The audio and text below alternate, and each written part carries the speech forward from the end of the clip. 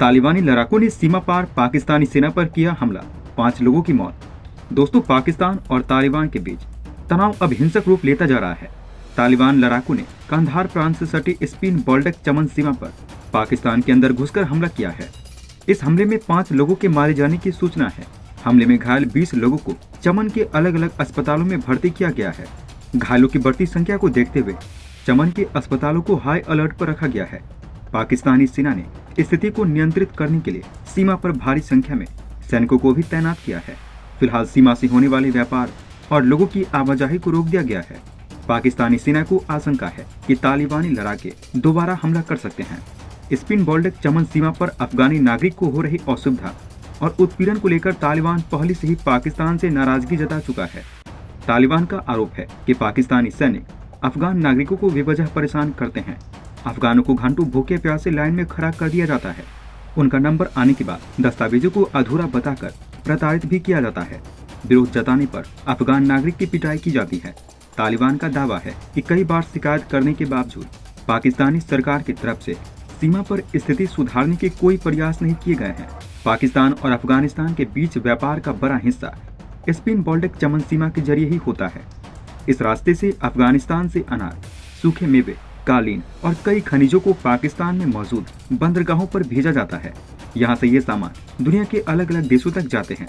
इसके अलावा रोजाना बड़ी संख्या में अफगान नागरिक भी इसी सीमा से पाकिस्तान आते जाते हैं।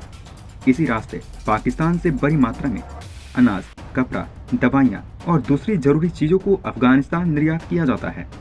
तालिबान शुरू से अफगानिस्तान और पाकिस्तान के बीच की सीमा को नहीं मानता। तालिबान का दावा है कि डुरंड लाइन के उस पार भी अफगानिस्तान का इलाका है। अफगानिस्तान में राज कर रहा तालिबान पाकिस्तान के बलूचिस्तान और खैबर पख्तूनख्वा के बड़े हिस्से को अपना बताता है। हालांकि पाकिस्तान इन दावों को खारिज करता है।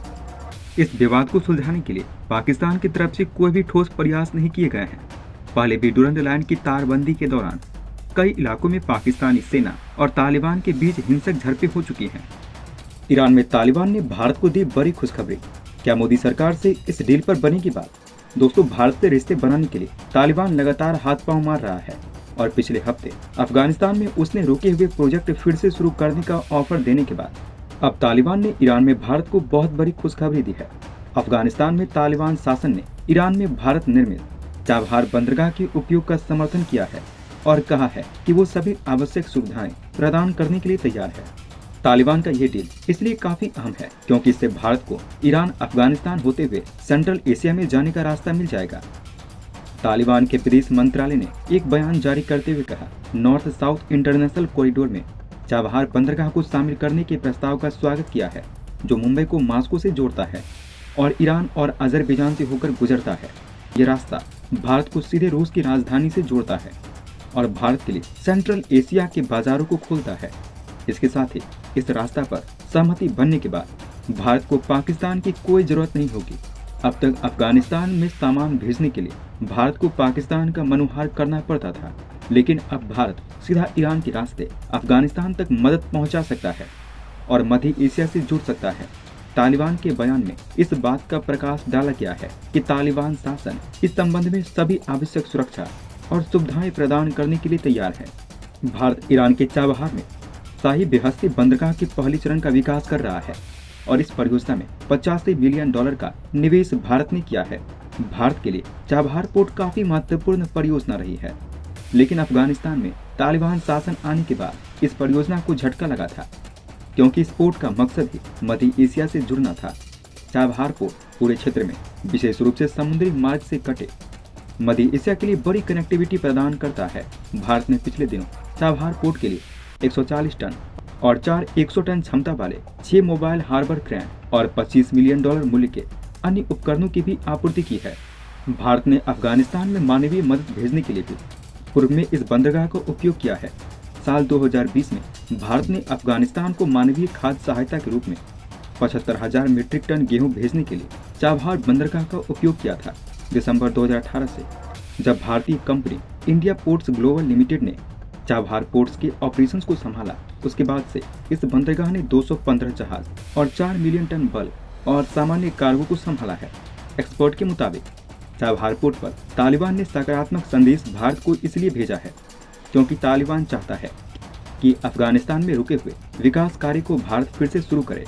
तालिबान नेता अफगानिस्तान के शहरी विकास और आवास मंत्री हमदुल्ला नोमानी ने भारत की तकनीकी टीम के प्रमुख भरत कुमार के साथ काबुल में बैठक की है और इस बैठक के दौरान तालिबान के मंत्री ने काबुल शहर में नए निर्माण कार्य के लिए भारत से निवेश करने की अपील की है। इस दौरान तालिबान ने भारतीय दल को सुरक्षा मुहैया कराने की गारंटी भी ली है। तालिबान का ये बयान भारत मध्य एशिया के राष्ट्रीय सुरक्षा सलाहकारों की इस सप्ताह दिल्ली में हुई बैठक के बाद आया, जिसकी अध्यक्षता अजीत डोभाल ने की थी, जिसमें अफगानिस्तान और कनेक्टिविटी की स्थिति पर मुख्य ध्यान दिया। तालिबान ने अपने बयान में भारत में हुई इस बैठक का स्वागत किया है और बैठक के बाद संयुक्त विज्ञप्ति की सराहना की है। इस बैठक के बाद जारी बयान में अफगानिस्तान में सुरक्षा व्यवस्था की बात कही गई है। वहीं अफगानिस्तान के आंतरिक मामलों में हस्तक्षेप न करने के सिद्धांत को व्यक्त किया गया है। वहीं तालिबान ने आश्वासन दिया है कि वो इस बात के लिए प्रतिबद्ध है कि किसी को भी अफगानिस्तान की धरती से क्षेत्र और दुनिया के लिए खतरा पैदा करने या दूसरे के आंतरिक मामले में हस्तक्षेप करने की अनुमति नहीं देगा। ईरान के दक्षिण पूर्वी भाग में सिस्तान बलूचिस्तान प्रांत में स्थित चाबहार पोर्ट रणनीतिक तौर पर भारत के लिए बेहद अहम है और इसके जरिए भारत, ईरान, अफगानिस्तान सहित पूरे मध्य एशिया, रूस और यूरोप से भी व्यापार करने के लिए रास्ता मिल गया है। अरब सागर में स्थित इस बंदरगाह के जरिए भारत, ईरान, अफगानिस्तान के बीच नए रणनीतिक ट्रांजिट मार्ग की शुरुआत हो गई है और इस रास्ते का निर्माण होने के बाद अब तीनों देशों का व्यापार काफी मजबूत हो जाएगा। इस रिपोर्ट के निर्माण के साथ ही भारत के लिए अफगानिस्तान तक पहुंचना भी बेहद आसान हो गया है। दोस्तों, ईरान ने जब भारत को चाय और बासमती चावल का आयात रोका तो राजनयिक स्तर पर अजीब सी हलचल देखने को मिली। ईरान ऐसा कर सकता है, इसकी उम्मीद किसी को नहीं थी। दो सरकारी अधिकारियों की माने तो ईरान ने ये कदम बदले में उठाया है। भारत ने ईरान से कुछ फल जैसे कि आड़ू और कीवी का आयात कम कर दिया था। अधिकारियों की माने तो उन्हें व्यापारिक और राजनयिक सूत्रों की तरफ से ये जानकारी मिली है, लेकिन ईरान का बासमती चावल न लेने का फैसला असाधारण है। भारत से मिलने वाला चावल काफी सस्ता होता है, जबकि दूसरे देशों से काफी ज्यादा कीमत पर इसे आयात किया जाता है। ईरान के इस फैसले के बाद सरकार हरकत में आ गई है। विशेषज्ञ की माने तो ईरान को ये समझना पड़ेगा कि वो भारत से दुश्मनी नहीं ले सकता। अगर वो ऐसा करता है तो फिर उसे भारी कीमत चुकानी पड़ सकती है। इस साल जून में जब ईरान के विदेश मंत्री आमिर अब्दुलानियन भारत आए तो उन्होंने पीएम नरेंद्र मोदी से मुलाकात की थी। पीएम मोदी, जो हर देश के विदेश मंत्री से नहीं मिलते, उन्होंने खास तौर पर ईरान के विदेश मंत्री से मुलाकात की थी। पीएम मोदी ने कहा था, दोनों देशों के बीच रिश्तों से दोनों देशों को फायदा हुआ था। उन्होंने ईरान को याद दिलाया था कि भारत के साथ रिश्तों की वजह से क्षेत्रीय सुरक्षा और समृद्धशीलता आगे बढ़ी है।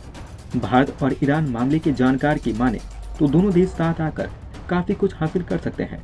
ईरान जानता है कि भारत के साथ आपसी संबंध उसके लिए काफी संभावनाओं से भरे हैं।